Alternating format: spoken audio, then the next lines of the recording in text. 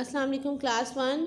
आज हम सबक नंबर 4 शुरू करने जा रहे हैं। खसरा 2 इमला के लिए मुश्किल अल्फाज आज हम इसके लिखेंगे। परेशान, ठीक है, ये देखें, पे रे ये शीन अलिशान नून परेशान। ये का पॉइंटी टीथ बनाएंगे, उसके बाद टू टीथ के बाद एक कव आएगा और ये हमारा क्या बनेगा, परेशान। परेशान के बाद हमारा जो नेक्स्ट वर्ड है वो है लेटे। लाम ये टे बड़ी टे लेटे, लाम ये टे बड़ी टे लेटे, ठीक है। उसके बाद नेक्स्ट है हमारा खिलौनो। क्या वर्ड है, खिलौनो।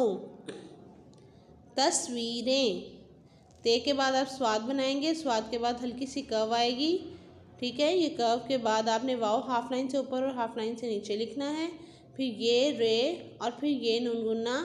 तस्वीरें, क्या वर्ड है, तस्वीरें।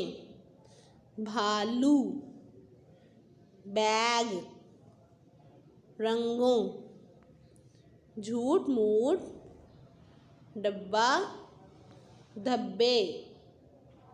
परेशान, लेटे, खिलौनों, तस्वीरें, भालू, बैग, रंगों, झूठ मूठ, डब्बा, धब्बे, ठीक है। तो ये आपने राइट करने हैं और लर्न करने हैं।